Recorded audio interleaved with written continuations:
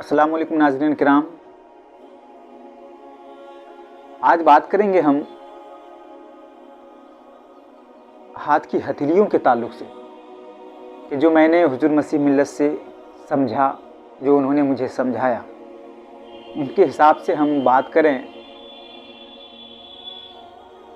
कि हाथ की लकीरें, हम ऐसे किसी से हाथ मिलाते हैं तो हम लोग मुसाफ़ा करते हैं, तो होता क्या है कि एक हाथ अगर हम दाहिना हाथ बढ़ाते हैं तो किसी का भी दाहिना हाथ जिससे हम मुसाफ़ा करते हैं तो वो भी अपना दाहिना हाथ बढ़ाता है। और तो मेरे दाहिने हाथ और उनके दाहिने हाथ के जो लकीरें हैं, उस लकीर पे आप कभी गौर किए हैं? कभी आप अपने हाथ के लकीर पे गौर कीजिएगा।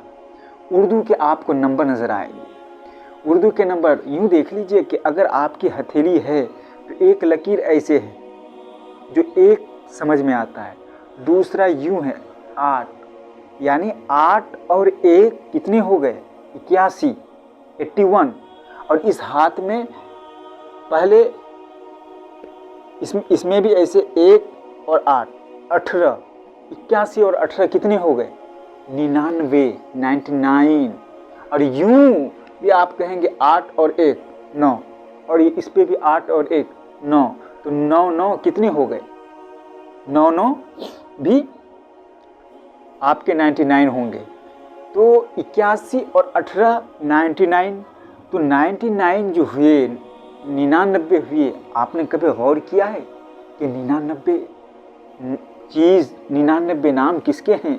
अल्लाह के जिस तरह से सिफाती नाम 99 हैं, उसी तरह से मोहम्मद रसूलुल्लाह सल्लल्लाहु अलैहि वसल्लम की भी सिफाती नाम 99 हैं।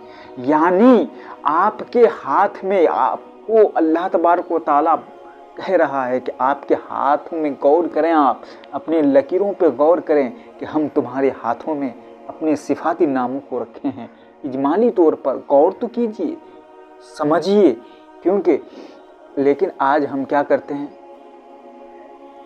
कि 99 नाम है हमारे हाथों में, अल्लाह व मोहम्मद के 99 नाम है। जब हम दुआ के लिए हाथों को उठाते हैं तो गोया कि अल्लाह और मोहम्मद के 99 नामों को हम तस्वुर करते हैं और फिर हम दुआ करते हैं। देखिए कि अब अगर इन हाथों में जो अल्लाह और रसूल के 99 नाम हैं, इन हाथों पे अगर हम इन हाथों से गलत करें, इन हाथों से गलत करें या गैर मुनासिब काम करें तो बहुत ही बुरी बात है। देख लीजिए कि खैनी खाना, सुरती खाना यकीनन गलत है।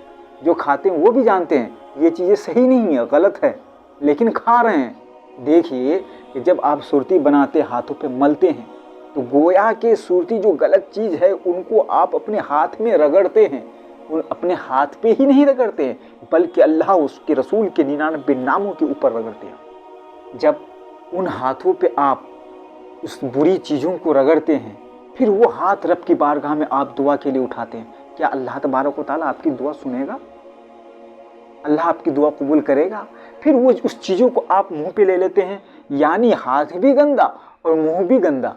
जब मुंह भी गंदा और हाथ भी गंदा, तो उन हाथों को उठाकर उस ज़ुबान से दुआ करेंगे तो क्या अल्लाह की बारगाह में वो दुआएं कबूल होगी?